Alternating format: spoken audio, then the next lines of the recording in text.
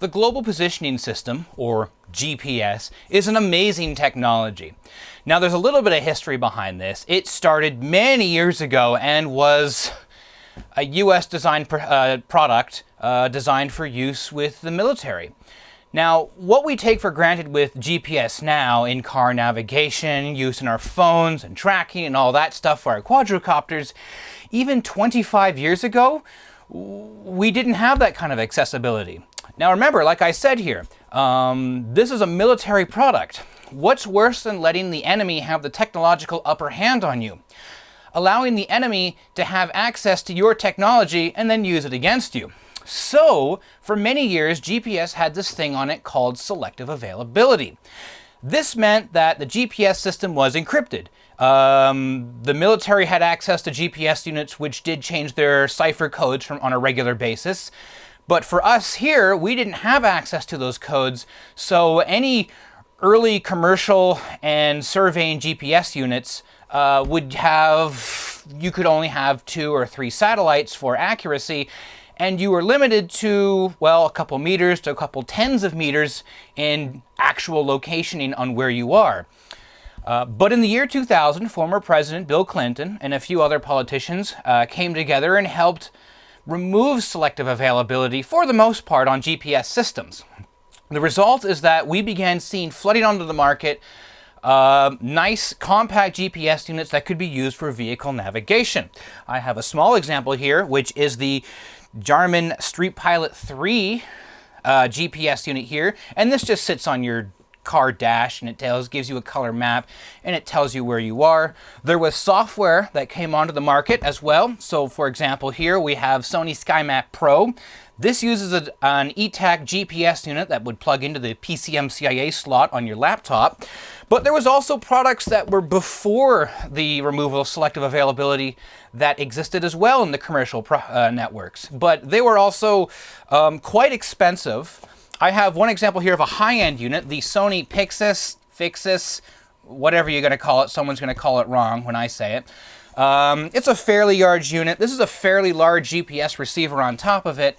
And this is what I love, is that you end up with these GPS devices which are all different sizes. Even the older ones are pretty cool. And this here was a commercial unit, like I said, and just 10 years later, we had stuff like this.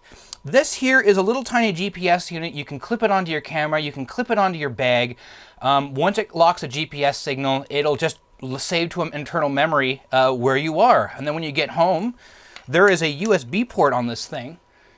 And you can use that to then download your GPS information, which is in NMEA sentences, and then you can plug that into Google Maps and Google Earth, and you can see exactly where you were. It's that much more practical.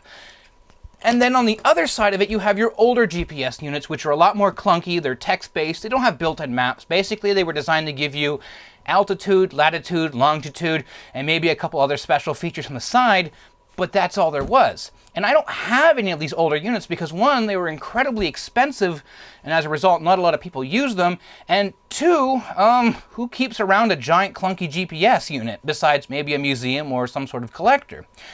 But I finally received one from about the mid-90s. We have the Micrologic's Supersport GPS. For the kind of money you were paying for this thing, you got a hell of a case. I'm not even sure what kind of planet that is. What continent is that there in the middle of the map? Whatever.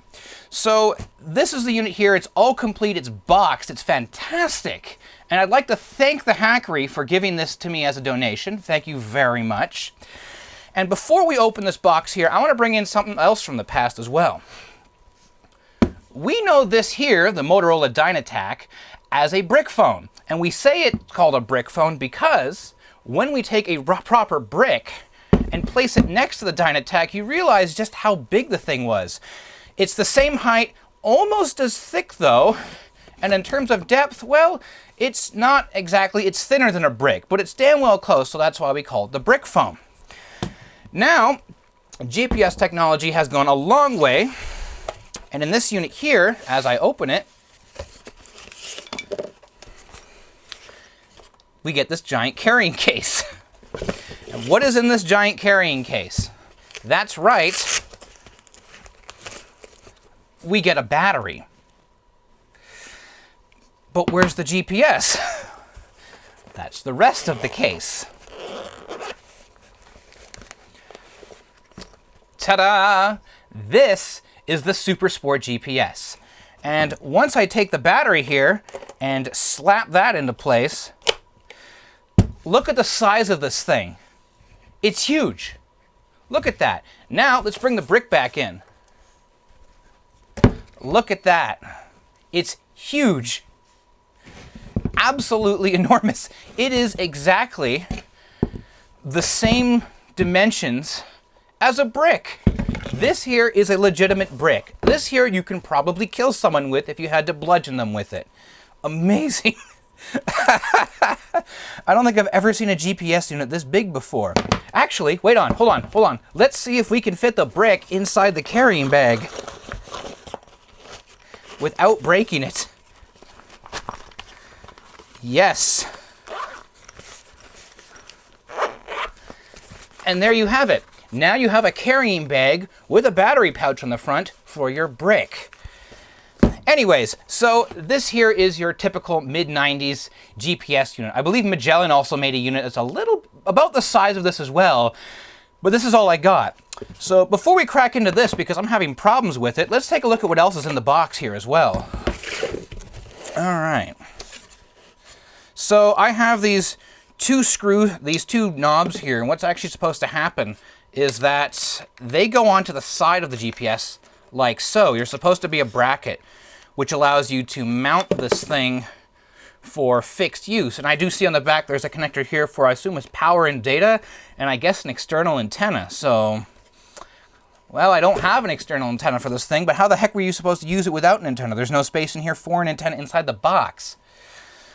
So we have that. We have a second battery pack for this thing. And the first thing I've noticed is that this is all gasketed. So this black stripe here is actually a rubber gasket that goes around, and the entire unit is screwed shut with these 4 screws, and it has these watertight contacts on the very top. Interesting. But underneath the styrofoam, we have a mountain of documentation that's also in its bag. Okay, so we have the Micrologic Supersport GPS Navigator Operator's Guide, which limited on graphics, but it tells you exactly how the heck this thing works. And it's not that thick, it's pretty thin. We also have the Operator's Manual, which is far thicker and contains every single feature about this unit. So there you go, guide and manual. And we do have a receipt here as well, so I get to know exactly how much this cost. So this was from Frederick Goertz Limited in Vancouver, British Columbia, so right out in the shore there. Purchased on June 30th, 1995, and the cost was $610. And that's in $1995. So that's what? It's like $700 and some odd dollars for a GPS unit that doesn't even have a graphical display? That's a lot of money. But again, remember, that's what you were going to have to pay to get yourself some level of accuracy besides immediately going to a map, or heavens forbid you were still using Loran-C. But yes, so $695.40 after taxes of GST and PST of $42.70 each. Ouch. And there we go, Frederick Goertz Limited. Surveying, engineering, forestry. Another company besides out of using this for boating and field trekking would be for surveying. I'm not sure myself if like proper high-end surveying GPS units still had selective availability. I'll have to look that one up. And we do have the warranty card, which has never been filled out. That seems to be a standard practice. Sales and service directory for representatives and dealers, July 1994. So this is even older. This thing has probably been sitting on a shelf then for over a year and a half before someone actually came along and bought it. And it has, here we go. So we have all these companies here in Canada, Thunder Bay, Vancouver, Quebec. Yeah, you get the idea though. But another thing that also comes in the packaging here is the screwdriver. This little Micrologic branded screwdriver with a phone number on it is simply in the packaging so you can open up the battery pack to replace the batteries. Well, I've already gone and replaced the batteries inside of this already, so we can just stick with that. And I'm just going to put this all off to the side here for a second. There's two things left in the bottom of this box. The first is a pamphlet for, looks like, another type of GPS navigation system. The Furuno, watch me get that wrong, 1621 ultra compact radar system. Huh, interesting. So definitely there was a boating person. $2,695. Ouch. And the other is, looks like a flyer for the Supersport GPS. So that's what this guy here ended up buying. And I'm not seeing anything for an antenna. Great. Anyways, what were we going on to this video here? The GPS unit itself. This isn't a full-on unboxing. So I'll get that over there. So the GPS unit itself, I found out that it doesn't really want to work. Here, let me show you what it does. I'm going to zoom in the camera here. So units here, push on, off, system cold start, and then it does that. So what the heck is it doing?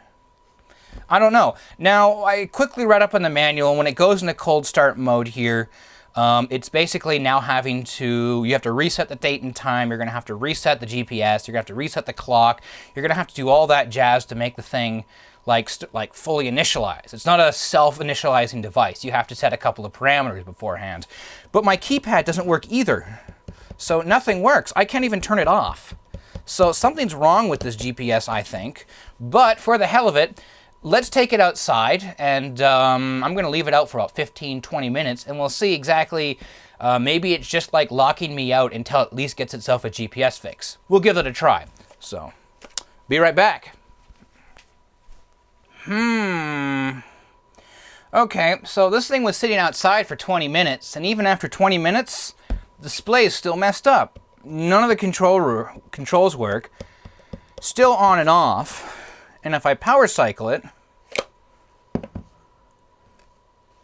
I don't even get a beep now. So something's definitely wrong with this unit here. Now, one thing to note is that this is from the 90s, and so is this. And it's worth pointing out that, with the Sony products at least, surface mount electrolytic capacitors are the scorn of anybody working with older electronics. Typically what we're noticing is that originally we all thought it was just a Mac issue or something like that, but these caps can still be well within their mean time before failure, but they leak. And when they leak, their tolerances go off, they can cause damage to the board or something along those lines, so usually they're replaced.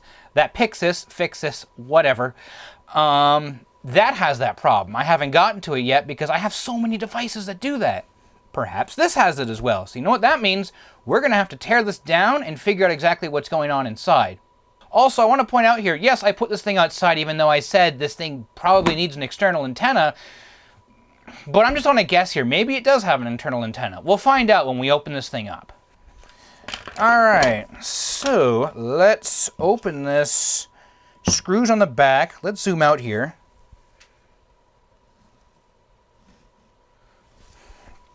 Okay, so I think I just have 6 screws.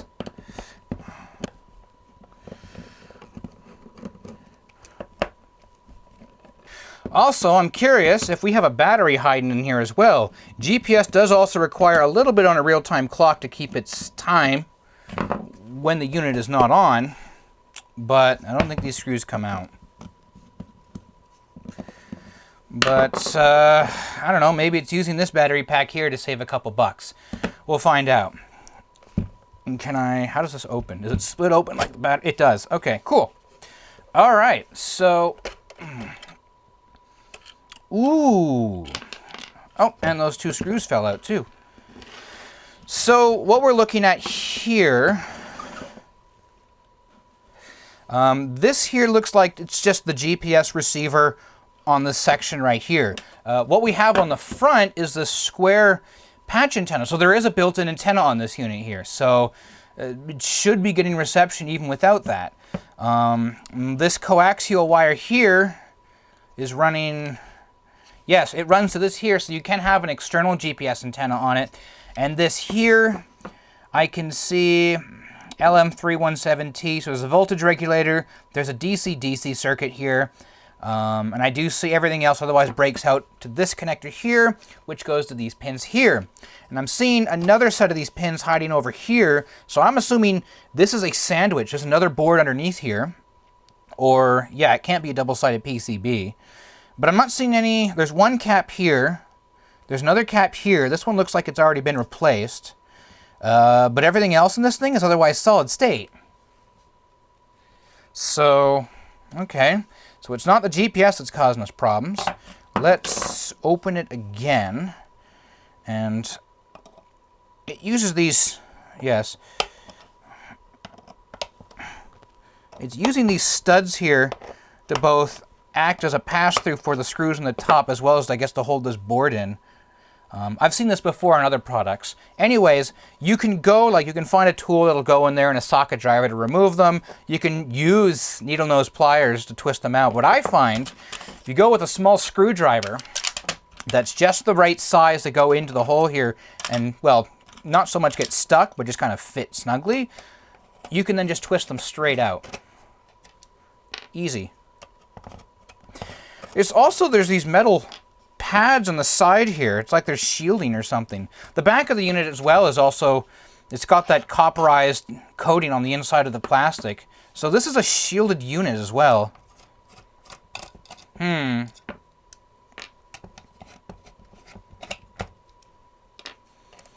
these are all the same size, so I can mix those up.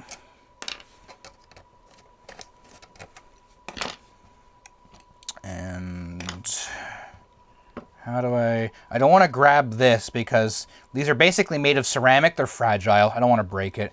But can I pry up?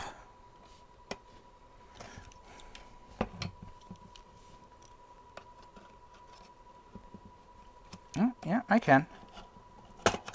There we go. And it unplugs.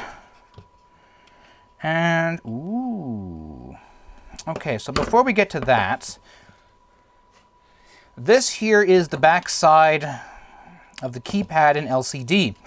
I can see that the keypad has LEDs at almost every digit here. And so that's your backlighting. There's another one of those connectors hiding over here, so that plugs into the other circuit board. And these 4 chips right here are the driver chips for the LCD. So this is all one unit as well.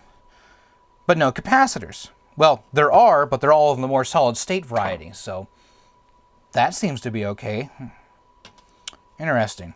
But for the other side of the unit, we have this. So, okay, what I'm looking at here, there's our beeper right there. There's one of our connector pass-throughs to the other side, as well as I am seeing that connector there. There's another connector here which connects to there. So this is all just sandwiched together and plugs in. There is a battery over here, a 3-volt CR2430, and I'm betting you that's dead. Let's go quickly check that. And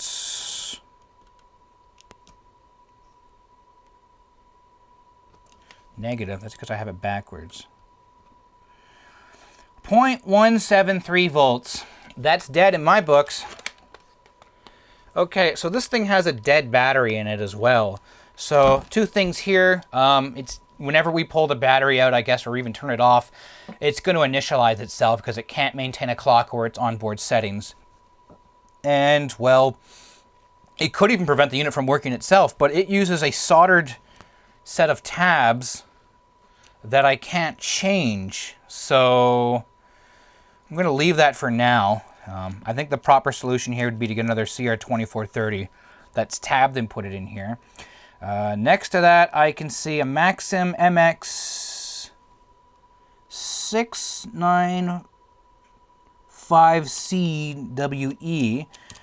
I usually know Maxim for their Max 232 serial converters. I'm not sure exactly what this one here is doing. But next to that, we have a Dallas DS 1202S. I'm pretty damn sure that's the real-time clock, and there's a crystal sitting right next to it right there. Otherwise, we have this major IC here, which is branded by Micrologic, so it's probably the CPU they've rolled themselves, or it's their major GPS embedded device. And next to that is a Toshiba TMP 68301AF-12. You know, now that I think about it, that's probably the CPU, because right next to it we have these two 27C512 EEPROMs, and I can see their data lines all going to this chip. At the same time, they're also going over to these two KM62256BLG DRAM chips. Are they DRAM or static? I'm going to assume they're DRAM. There's a little bit of static RAM hidden away somewhere else on this board here. But otherwise, notice there's no electrolytic capacitors here, surface mount or through hole. So this makes things a little bit more concerning. I'm not entirely sure where to check first besides our voltages. Well, I don't really have the time right now to go into a full tear down and debug just to try and figure out how this works. So I'm going to have to leave this for another day. So I'm just going to put this thing back together again and, well, let's wrap up this video.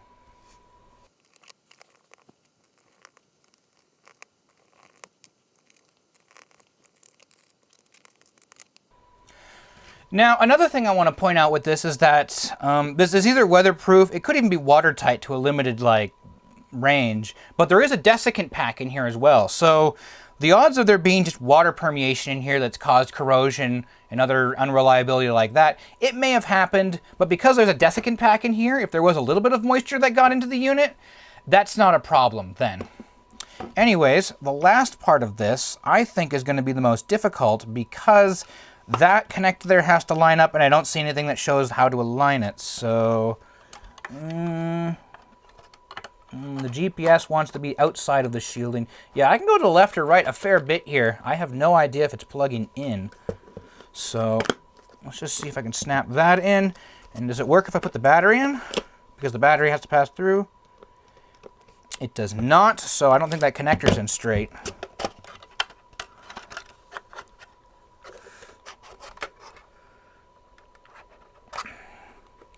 This is a really bad design. Okay, so it's still not working, so I'm gonna have to fast forward here, so I'm gonna have to tear this thing apart and see exactly why it's not working. I think I just have something unplugged. Okay, so yeah, that was exactly what I thought it was. That last, putting the back cover on, that row of pins, it's a blind insertion, so it has to be perfectly aligned. Otherwise, the pins will actually miss the connector entirely, or it will go in, but it'll do so crookedly. After a couple of tries, I did get it going, and unfortunately, it turns on. There's our cold start.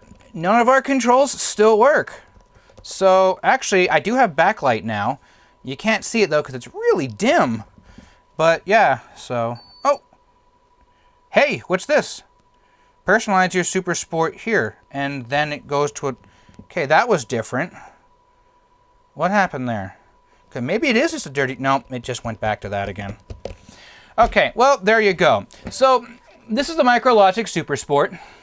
It's a brick, in which case you could probably also use it as a weapon. This is a good example of... Oh! Okay, I'm seeing what's happening here. You can't see it from here, unless I really carefully angle the camera, in which case the reflection of the lights get to it. But there is text there. So the screen itself, there's a problem with the contrast control. I know this problem before because I've run into this with a Pixis or Fixis, whatever. So something about the contrast control in the LCD has gone weird, but that's usually a cap issue. Maybe there's something on the front side. Anyways, we're out of time for this video to look into that, so I'll poke around with it. But either way, I'm quite happy with this unit. It's a large brick, it's a weapon, it comes in its box with all of its documentation and most of its materials. We're missing that mounting bracket. But hey, cool, I don't have anything this large for a GPS unit. Do I want to go bigger? Well, I guess maybe I could do it, but there really isn't much practicality in it besides surveying and mapping, both of which you can really do from a GPS unit now, and I really don't have much interest in myself. But there we go. So until next time, have a good one.